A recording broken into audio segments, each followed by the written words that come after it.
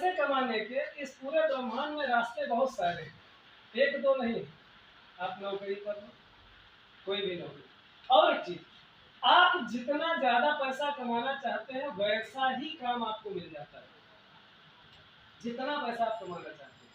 अगर आपको डेली का 250 रुपये चाहिए तो आपके दिमाग में ये बात आ जाती है। ये जो गूगल बाबा बैठे हैं ना, ये हर आदमी को बताते हैं करना क्या। जैसे भी आप मोबाइल में गूगल सर्च करो, कोई चीज डालना हो तो उसका नाम डालो या उसका फंक्शन डालो तो वो आ जाता है कि ये है सिस्टम। थोड़ा सा प्रोसेसिंग लगता है, तो इधर भी प्रोसेसिंग लगता है दिमाग में। तो जो चीज आप डालो वो आता है। अभी इससे बोलो कि हमें 250 रुपये 200 रुपये डेली चाहिए, तो बोलेगा लेबर मंडी जाओ, वहां पे खुद को बेचो, और बेचने के बाद में 250 रुपये का धंधा मिलेगा। दिन भर कुरकुरे हो 250 लेकर शाम को चले जाते। फिर ये भी बताएगा कि आप मूंगफली की दुकान डाल सकते हो, ठेला लगा दो। आप अंडे की दुकान लगा सकते हो, कुछ ज्यादा कमा सकते हो, है ना? आप पान की गुमटी खोल सकते हो, आप मूंगफली बेच सकते हो, केला बेच सकते हो। आप क्या करो, स्कूल के बाहर जाओ, भैया चना बेचो, उधर से भी आपको 2 पैसे मिल जाएंगे।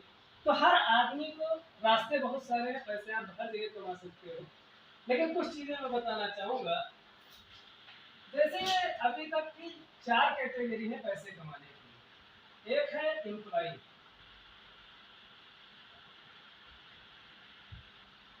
एम्प्लॉय एम्प्लॉय मतलब नौकर। अभी ये नौकरी करने वाला आदमी, चाहे सरकारी हो चाहे प्राइवेट हो, नौकरी लेने से पहले क्या करना पड़ता है?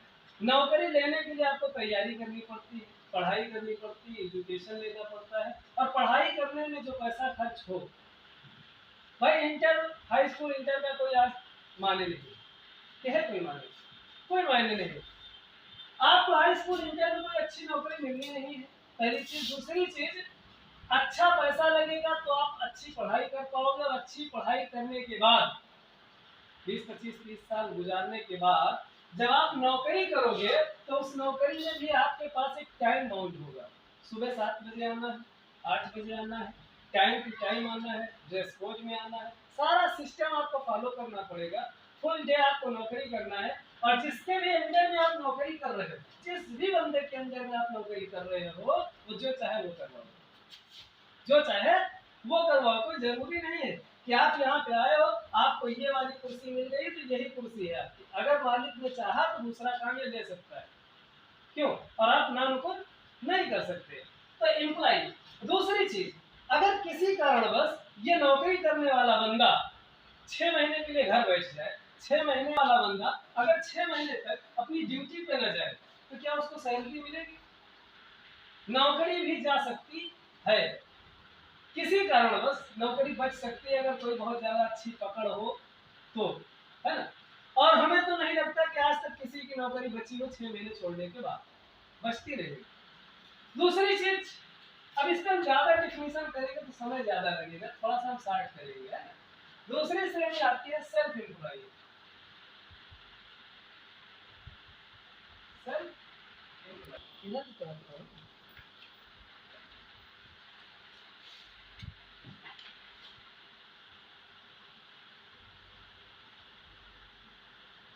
एम्प्लॉय सेल्फ एम्प्लॉय में यानी खुद की नौकरी, खुद का व्यवसाय। अभी आप कोई दुकान खोल लो, दुकान खोलने से पहले करना क्या पड़ेगा आपको? सबसे पहला काम है पैसे का इंतजाम करना पड़ेगा दुकान खोलने के लिए। दूसरी चीज, किस चीज की जरूरत पड़ेगी? भैया दुकान खोलना करना, जगह का इंतजाम करना पड़ेगा। जगह ढूंढा भी है आपने तो किस जगह पर, उसका लोकेशन क्या है, आप किस लोकेशन पे दुकान खोल रहे हैं जहां पर आपकी दुकान अच्छी चल सके, ये सारी चीजें देखना है। उसके बाद में आप सेल्फ एम्प्लॉय, खुद के व्यवसाय में, खुद का धंधा यानी अपनी खुद की दुकान चलाने के लिए फिर करना क्या है? आपको टाइम टू टाइम सुबह 7 बजे शटर उठाना है, शाम को 9, 10, 11 बजे गिराना है। ये सिस्टम आपका चलेगा। अगर किसी कारणवश आप हफ्ते भर के लिए दुकान पे नहीं आते हैं तो हमारे और आपके ग्रह टूट जाते हैं, ग्रह भटक जाते हैं। फिर उनको अलग जो सुविधाएं मिलने लगती हैं, उनको ऐसा लगता है कि आपसे वो सुविधाएं नहीं मिल रही थी।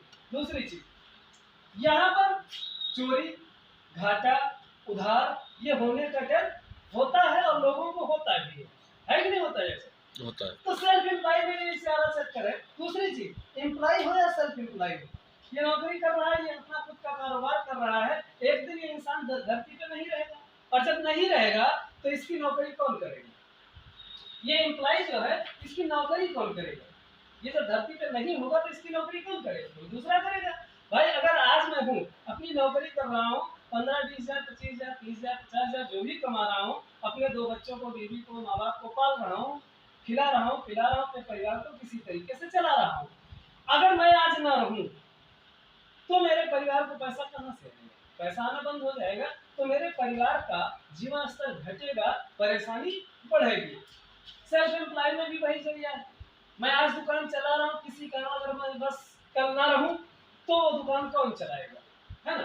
तो दुकान चलेगी नहीं चलेगी इसका कोई गारंटी नहीं है। मेरा बेटा उस लायक है कि नहीं है, मेरी वाइफ चला सकती है कि नहीं, घर पे दुकान है तो शायद मेरी वाइफ बैठ जाए, वो भी कोई बुजुर्ग आ गया तो निकल के भागी दुकान से कि अभी इनके सामने मैं कैसे बैठूं, अभी तक मैं घूंघट काटती थी। ये सारी प्रॉब्लम्स आती है। और अगर गांव के बाहर दुकान है तो उसके लिए दिक्कत ही दिक्कत है, वो घर छोड़ कर इतनी दूर दुकान पे कैसे जाए? अब ऐसी कंडीशन में चाहे एम्प्लॉय का हो चाहे सेल्फ एम्प्लॉय का हो, इनके परिवार की कोई मदद करना चाहे भी तो नहीं कर सकता है। और जिसकी लोग करते हैं मदद, फिर उनको लोग बदनाम करते हैं कि फलाने की बहू तो वैसी हो गई, है ना? तो यहाँ पे अभी हम है नहीं। लोग कहते हैं इंसान मरने के बाद वहां से सब देखता है। अभी मेरे परिवार वालों को जब बेइज्जत किया जाएगा तो क्या मुझे अच्छा लगेगा? मेरी आत्मा को संतुष्टि मिलेगी? नहीं मिलेगी। मुझे तकलीफ होगी, मेरी आत्मा को तकलीफ होगी।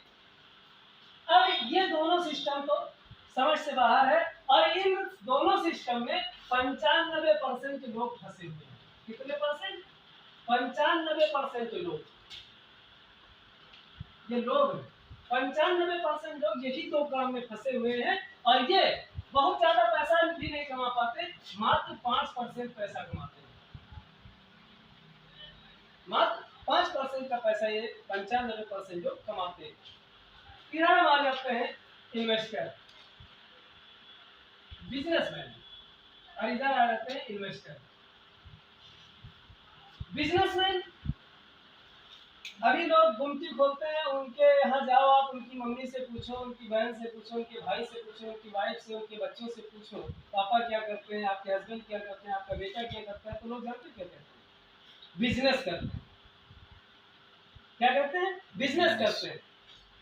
अभी समझ में नहीं आता वो कौन सा बिजनेस करते हैं। वो तो सेल्फ एम्प्लॉय है, खुद के व्यवसायी है, खुद की नौकरी कर रहे हैं। वो बिजनेसमैन नहीं। बिजनेसमैन उसको कहा जाता है जिसके नीचे 1500 लोग काम कर रहे हैं और उसका पैसा आ रहा है। वो किसी कारणवश अगर नहीं भी है तो उसका पैसा आता रहे, उसको कहते हैं बिजनेसमैन। अब ये बिजनेस करने के लिए 1500 आदमी आपकी टीम में या आपके साथ कब काम करेंगे? जब आपकी कोई बहुत बड़ी फैक्ट्री हो। क्यों सर? जी सर। आपका कोई बहुत बड़ा व्यवसाय हो तो 1500 लोग काम करेंगे। अगर आपने गुमटी खोली तो उसमें कितने नौकर आप रख सकते हैं? एक को नहीं। अगर आपने कोई एक किराने का होलसेल दुकान डाला तो कितने नौकर रख सकते हो? ज्यादा से ज्यादा 2 या 3 नौकर। बस। अब 2-3 नौकर रखकर अगर आप अपने आप को बिजनेसमैन समझते हैं तो बड़े बड़े दार्शनिक और बड़े बड़े व्यवसायियों का मानना है कि वो अपने आप को मूर्ख समझ रहा है, अपने आप को मूर्ख बना रहा है, समझ नहीं रहा, बना रहा है, क्योंकि वो बिजनेसमैन नहीं हो सकता। बिजनेसमैन उसको कहते हैं, जैसे भी आप शुगर मिल ले लीजिए, कपड़े की मिल ले लीजिए, सीमेंट की मिल ले लीजिए, तो बड़ी बड़ी जो कारखाने हैं, बड़ी बड़ी जो मिलें हैं, इनको लगने में, इनको तैयार होने में 10-10 साल बीत जाता है, 10 साल बीत जाता है, और करोड़ों रुपए खर्च होता है। करोड़ों मतलब 1-2 करोड़, 5 करोड़, 10 करोड़ नहीं, करोड़ों मतलब बहुत करोड़, 50 करोड़ के ऊपर जाओ। मील बनने में 50 करोड़ के ऊपर रुपया लगा भाई। हमें लगता है कम से कम 10-15-20 करोड़ का तो जमीनें होगा, इतना जब लिया गया होगा। तो 50 करोड़ के ऊपर लगाया गया, और 5-6 साल, 10 साल, 15 साल उस पर काम चला, 1 रुपए नहीं आया। उसके बाद में उसमें 1000, 2000, 5000 लेबर आए, तब काम चालू हुआ, तब थोड़ा थोड़ा पैसा आना चालू हुआ, उसको कहते हैं बिजनेस। और उस बिजनेस में शुरुआती दौर में पैसा कम आता है, शुरुआती दौर में पैसा कम आता है। लेकिन यहाँ पे जब ये स्ट्रगल बढ़ता है, जब और काम बढ़ता है, जब उस फैक्ट्री का और सेल बढ़ता है, तो वहां पर मालिक को जाने की जरूरत नहीं पड़ती। वहां पर सब लोग होते हैं। सब लोग कौन? मैनेजर होते हैं, फील्ड ऑफिसर होते हैं, वहां के जितने कर्मचारी होते हैं, गार्ड होते हैं, सारे लोग अपने सिस्टम में लगे होते हैं, मालिक हो ना हो, है ना सर? तो वहां पे सारा सिस्टम चलता रहता है और मालिक को पैसा आता रहता है। वो होता है बिजनेसमैन। अभी अपने पास तो इतना पैसा था नहीं कि हम कोई बिजनेस खड़ा कर सकते, तो मैंने तो नहीं किया। इन दो रास्तों पे हाथ पांव मार के देख चुका था, कुछ हुआ नहीं। इन दो रास्तों पे हाथ पैर मार के देख चुका था, कुछ हुआ नहीं। ये करने की औकात थी नहीं, तो इधर के बारे में हम सोच भी नहीं सकते, क्योंकि इन्वेस्टर उसको कहते हैं जो सिर्फ इन्वेस्ट करता है। जैसे ये जो शुगर मिल है, ये मालिक ने जितना पैसा लगाया, आपको क्या लगता है सारा पैसा उसी का था? नहीं, वहां पे इन्वेस्टर ने उसको पैसे दिए होंगे, इन्वेस्टर ने उसकी मदद की होगी, और बिजनेसमैन ने अपने फायदे से इन्वेस्टर को फायदा दिया है। तो इन्वेस्टर क्या करता है? ये अपने पैसे लोगों के काम में, धंधों में लगा देता है, और इसका पैसा इसको पैसा कमा कर देता है।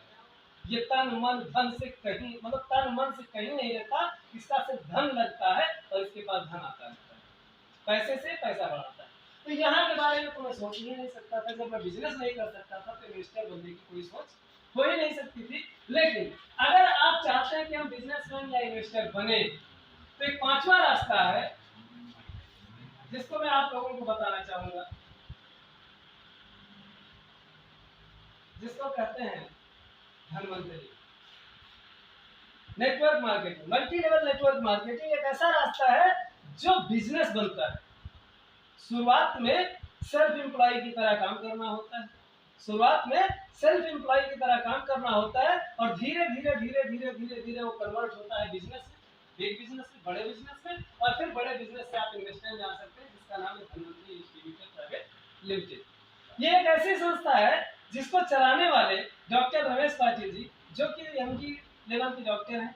Doctor Ramesh Patil ji MBBS MD, double gold medalist, Bharat Gaurav Ratna से सम्मानित 184वें डॉक्टर साहब, खुद कार्डियोलॉजिस्ट, हार्ट सर्जन। इनके दो बेटे हैं, एक आर्थो सर्जन, एक न्यूरो सर्जन। इनकी दो बहुएं, एक गायनोलॉजिकल डॉक्टर, एक बीएमएस एमडी लेवल की डॉक्टर। कहने का सेंस इनका पूरा परिवार डॉक्टर है। तो इन्होंने एक ऐसा प्लेटफॉर्म तैयार किया है जहां पे आप थोड़े दिन सेल्फ एम्प्लॉय बनकर अगर काम कर लेते हैं, थोड़े दिन धैर्य के साथ अगर आप काम कर लेते हैं, तो आने वाले वक्त में आपका बिजनेस बन जाता है, आपका पिरामिड बन जाता है, और फिर आपको इतने पैसे आते हैं कि बिना किए आपको इतना पैसा आएगा कि आपको लगेगा कि हाँ मैंने कोई बिजनेस किया है। तो पांचवा रास्ता धनवंतरी का है। अब मैं आपको एक चीज और बताना चाहूंगा, नौकरी। नौकरी अच्छा चल रहा था, मैं इसको भी बता भी चुका हूं एक बार। किसी कारणवश अगर मैं ना रहा, या छोड़ो, मैं आज यहाँ तक आया, मेरे पैर में चोट लग गई, हल्की लगी थी, तो मैं चला आया। क्यों सर? जी। अगर मैं भर्ती होता इस पैर की वजह से, तो कम से कम 15-20 दिन, महीने भर तो लग जाता। तो इस 15-20 दिन, महीने भर में काम नहीं कर पाता, तो बताओ क्या पैसे आता? तो जीवन स्तर घटता कि बढ़ता? घटता। तो जीवन स्तर घटता। लेकिन महीने, 2 महीने, 3 महीने, 4 महीने, 6 महीने बाद जब मैं ठीक होता, तो फिर मैदान में आता, फिर मैं काम करना शुरू करता, और जब फिर काम करना शुरू करता, फिर पैसे आना चालू होता, तो फिर जीवन स्तर बढ़ता। सही कह रहा हूं? फिर जीवन स्तर बढ़ता, और किसी कारणवश अगर महीने 2 महीने के लिए फिर मुझे बैठना पड़ जाता किसी कारणवश, तो फिर मेरा जीवन स्तर घटता, फिर मेरा पैसा आना बंद हो जाता। यस सर जी। फिर जब मैं होश में आता, जब मेरे अंदर एनर्जी आती या ताकत आती, या किसी कारणवश जो मैंने बंद किया था वो कारण मेरा खत्म होता, तो मैंने फिर काम चालू किया होता, तो फिर मेरा जीवन स्तर बढ़ता है। एक दिन ऐसा आता जब मैं ना होता, तो वहीं पे जीवन स्तर खत्म हो जाता, वहीं से मेरे परिवार को कुछ मिलना बंद हो जाता। ये नौकरी का हाल होता है। और अगर हम सेल्फ एम्प्लॉय व्यवसाय की बात करें, व्यवसाय की बात करें, ये मैं हूं, मैं व्यवसाय कर रहा हूं, अच्छा चल रहा है, वही थ्योरी हम यहाँ भी चलाते हैं। तो यहाँ पर भी क्या होता है, जीवन स्तर घटता है, बढ़ता है, घटता है, बढ़ता है, घटता है, बढ़ता है, घटता है, बढ़ता है, ये घटता बढ़ता रहता है। क्यों? क्योंकि मेरे ना होने के बाद शायद बीवी बच्चे उस दुकान को हल्का फुल्का चला दे। यहाँ पे ज्यादा स्तर खराब होने का डर नहीं होता है, यहाँ पे हल्का फुल्का चलता रहता है। अभी यहाँ पर रिटायर होने के बाद पहले तो कुछ मिलता था, लेकिन अब मिलता नहीं। यहाँ पर रिटायर होने के बाद तो कभी कुछ मिलने ही नहीं है ना। लेकिन जो मैंने अभी बताया, multi level network marketing, network marketing, MLNM, multi level network marketing, जो मैंने बताया, मल्टी लेवल नेटवर्क मार्केटिंग में आपने काम किया। अभी मेरा जीवन स्तर चल रहा है बढ़िया, यहाँ पे 100 लोग हैं। इसके बाद में मैं किसी कारणवश मैंने काम बंद कर दिया। अब ये 100 लोगों में से ज्यादा नहीं, केवल 10 लोग काम करें, तो 10 लोग अगर एक एक आदमी ले आते हैं महीने भर में, तो 20 आदमी हो गए। तो यहाँ पे जीवन स्तर घटेगा नहीं, ये बढ़ेगा। सही कह रहा हूँ जी। फिर मैं आया, तो जो 20 हुए थे, मैं आऊंगा, काम करूंगा, तो 2 4 5 बढ़ाऊंगा। क्यों? तो जीवन स्तर बढ़ेगा। किसी कारणवश 6 महीने 8 महीने के लिए फिर मैं ड्रॉप कर गया, फिर मैं नहीं काम कर पा रहा हूँ, तो मैं नहीं कर पा रहा हूँ भाई, लेकिन मेरी टीम में जो 100 थे वो 150 हो चुके हैं। तो उनमें से ज्यादा नहीं, केवल 10 से 15 लोग कर रहे हैं। वो एक एक 2 2 लोगों को लाएंगे तो 15 20 हो जाएंगे, तो जीवन स्तर बढ़ता रहेगा, घटने का कोई चांस नहीं है। एक दिन मैं नहीं रहूंगा, मेरी टीम रहेगी। आज जो 1000 2000 3000 लोग होंगे, उनमें से सारे लोग मेरे साथ मरने वाले नहीं है। जो लोग काम करते रहेंगे वो अपनी टीम बढ़ाते रहेंगे और हमारा ग्रोथ होता रहेगा, हमारे परिवार को मदद मिलती रहेगी, हमारा परिवार ग्रोथ करता रहेगा। अच्छा, ये इतना मारा मारी हो क्यों रहा है? हर आदमी क्यों मेहनत करता है? हर आदमी क्यों कुछ ढूंढना चाहता है? क्या चाहता है? किस चीज के लिए? कोई इंसान काम करता है क्यों करता है? कोई इंसान खेती करता है क्यों करता है? पैसे के लिए। पैसे के लिए। दरअसल पैसे के लिए कोई कुछ नहीं करता है, हर आदमी करता है। हर आदमी की 3 नीड होती है, 3 जरूरतें होती है। कौन कौन सी? रोटी, कपड़ा, मकान। इन तीनों का हम पहला शब्द ले लेते हैं। रोटी का रा, कपड़े का का, मकान का मा। अब जरूरत पड़ी है, और ये तब मिलेगा हम जब फील्ड में जाते हैं। तो हम प्लान जब दिखाने जाते हैं तो किसको दिखाते हैं? हम जिसको पाते हैं उसी को प्लान दिखाने देते हैं। नहीं भाई, ये नहीं करना, हमें सबको प्लान नहीं दिखाना, क्योंकि अगर सारे धान एक के भाव खरीदे बेचे जाएंगे तो अच्छे धान की वैल्यू कहाँ होगी? हमें सबको प्लान नहीं दिखाना है, हमें चेक करना है कि कौन इस प्लान को देखने लायक है, यानी who is a full man.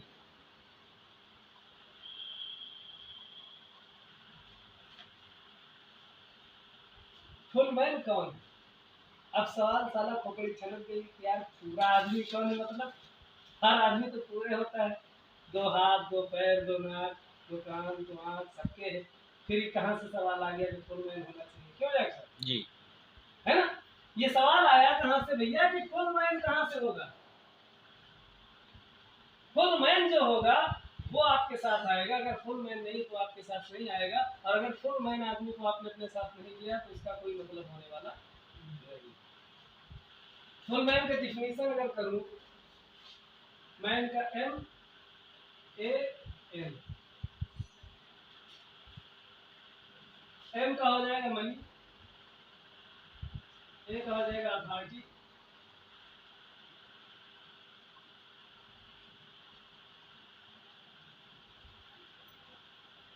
N का हो जाएगा नीड। Money, authority, need.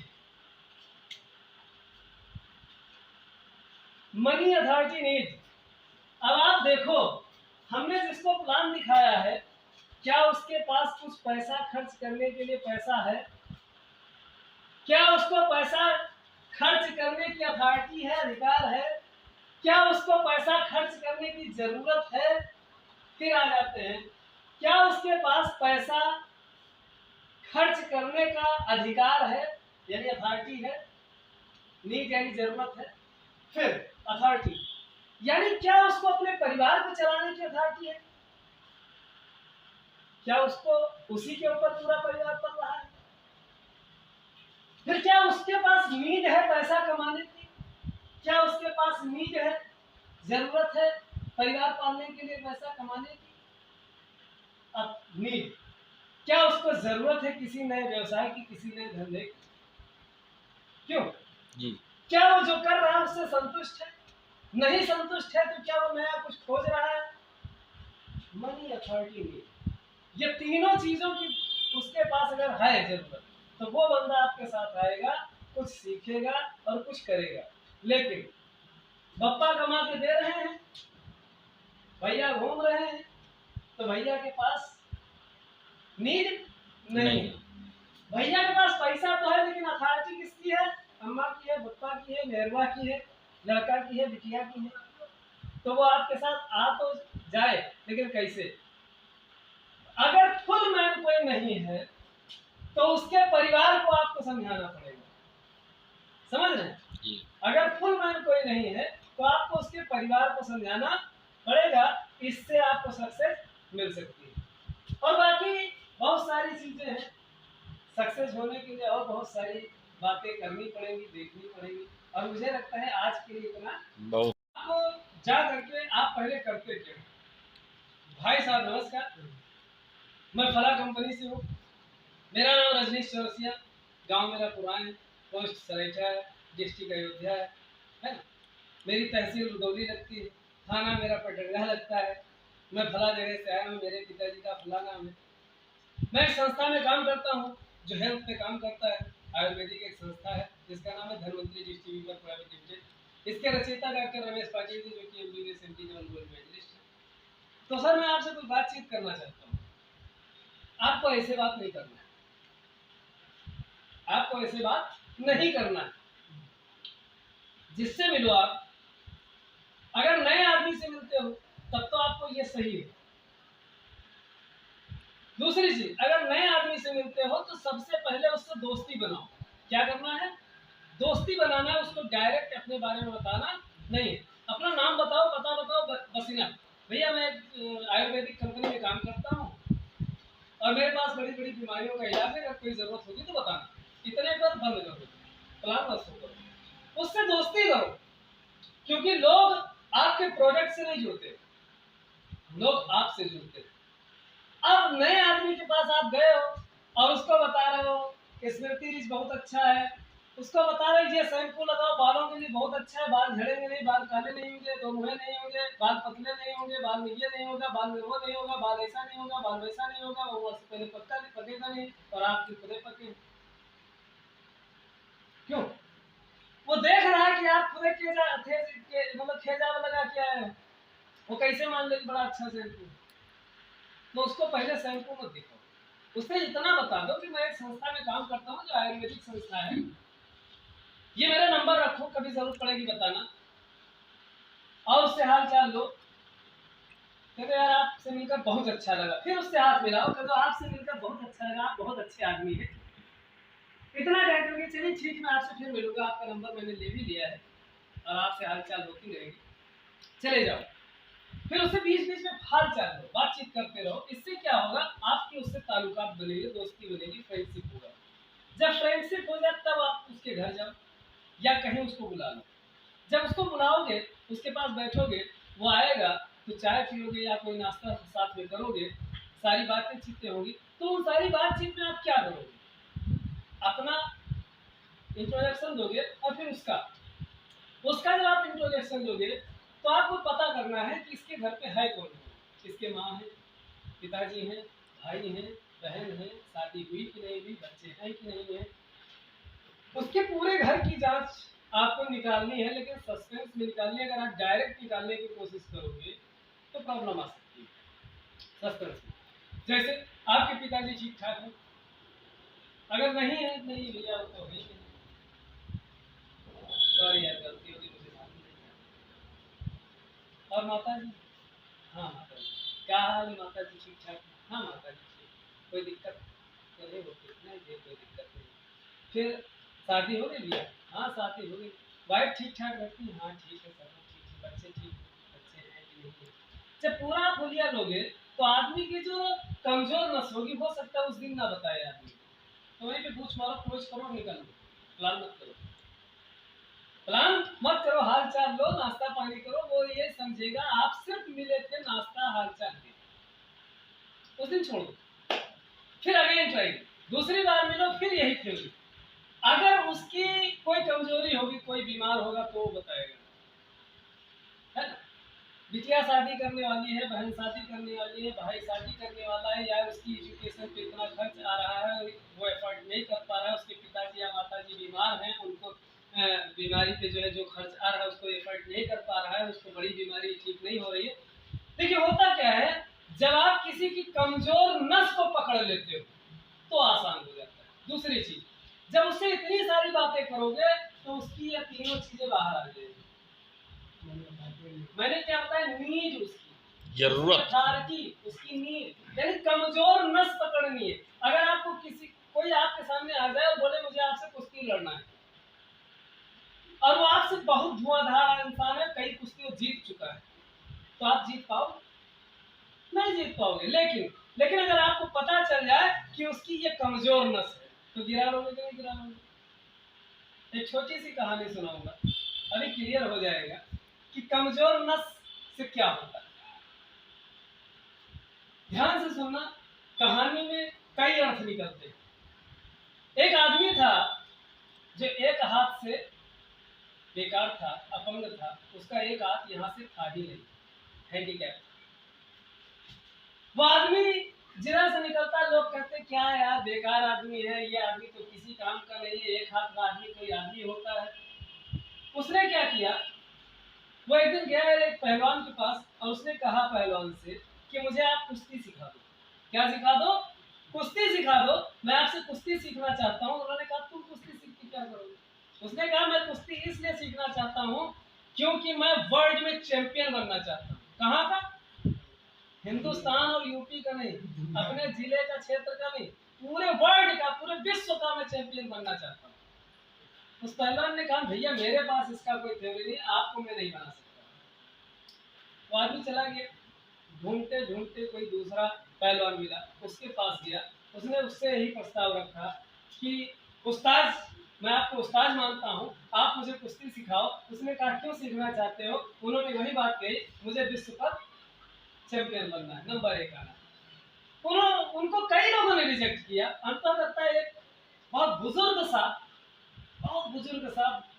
एक पहलवान था जो लड़ता नहीं था, जिसने कुश्ती को रिजाइन कर दिया था, छोड़ दिया था, इस्तीफा दे दिया था कि अब मैं कुश्ती कभी नहीं लड़ूंगा। उसके पास हो गया, पता किया कि वो बहुत बड़ा धुरंधर था। वहां गया, पैर छुआ और कहा महाराज आप मुझे जो है निराश मत करना। कहीं बात क्या है बताओ, क्यों आए? कहीं मैं आज से आपको उस्ताद मानता हूँ, गुरु मानता हूँ, आप मुझे अपना शिष्य बना लो। तो कहें किस चीज का शिष्य बना लो?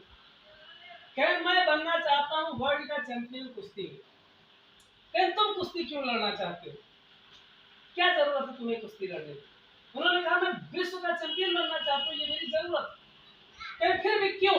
कई लोग मुझे हंसते कहते तुम्हारे एक हाथ में तुम किसी लायक नहीं, तो मैं दिखाना चाहता हूँ कि मैं एक हाथ से भी कुश्ती लड़ सकता हूँ। कहें अच्छा तो तुम कुश्ती लड़ना चाहते हो? फिर हाँ लड़ना चाहता हूँ। कहें ठीक है कल से आ जाना। उस बुजुर्ग पहलवान ने कहा कल से आ जाना, और वो गया। जब गया तो उन्होंने क्या किया, उसको एक थ्योरी बताई, एक ट्रिक बताई कुश्ती लड़ने की, और कहा अब जाओ इसका 1 महीने तक अभ्यास करना। कितने दिन तक? 1 महीने तक अभ्यास करना, और 1 महीने बाद मेरे पास आना। एक ट्रिक बताई और कहा 1 महीने अभ्यास करना, 1 महीने बाद मेरे पास आना। वो चला गया, उसी एक दांव को, उसी एक रास्ते को, उसी एक थ्योरी को वो 1 महीने तक ट्राई करता रहा। 1 महीने बाद फिर वो उस्ताद के पास आया। फिर उसने उस्ताद से कहा उस्ताद मैं उस एक ट्रिक में, एक थ्योरी में मैं निपुण हो चुका हूँ, अब मुझे दूसरा चीज बताओ। उन्होंने बैठाया उसको। बैठाने के बाद उसने पूछा आप खाते पीते क्या हो? उसने सब कुछ बताया, जैसा उन्होंने शेड्यूल बना के दिया था कि इसे खाना पीना, वो सारा बताया। उसने कहा ठीक। फिर उनके उस्ताद ने फिर एक थ्योरी बताई, वही थ्योरी जो उन्होंने बहुत पहले बताई थी 1 महीने पहले बताई थी, वही दांव फिर बताया और कहा जाओ इसी को फिर ट्राई करो, अगले महीने आना। तो उसने कहा उस्ताद जी आप बताओ, 1 महीने तो बीत ही गया है, अगले 6 महीने बाद वर्ल्ड चैंपियन की कुश्ती होने वाली है, अब मैं इसको सीखूंगा तो मेरे पास कितने महीने बचे? 1 महीने बीत गया है, आगे और 6 महीने का था सिस्टम, 5 महीने बचे हुए हैं, अब मैं बताओ कैसे क्या करूंगा? उन्होंने कहा कुछ नहीं, 1 महीने इसको सीख के तब मेरे पास वो चला गया, फिर 1 महीने प्रैक्टिस किया, 1 महीने बाद फिर वो आया, तो फिर जब आया तो उस्ताद ने फिर वही बात की और फिर उसको वही एक दांव सिखाया, और वही एक दांव सिखाकर उसने कहा कि अब मुझे यहाँ पर 4 महीने बाद मिलना। 4 महीने बाद मतलब 4 महीने बचा था, कहीं जिस दिन आपका वर्ल्ड चैंपियन वाला कुश्ती होना है उसके 1 दिन पहले आके हमसे मुलाकात कर लेना। चला गया, प्रैक्टिस किया नहीं किया वो उसकी मर्जी, किया जरूर होगा, लेकिन जिस दिन कुश्ती होनी थी उसके 1 दिन पहले जो शर्त थी उस शर्त के अनुसार वो पहुंचा, फिर अपना प्रणाम किया अपने गुरु को और उसने पूछा कि महाराज आपने बुलाया था, 1 दिन पहले मैं आ गया हूँ। फिर उन्होंने वही एक दांव बताया जो पहले से बता रखा और कहा जाओ कल लड़ो। जब वहां पर कुश्ती चालू हुई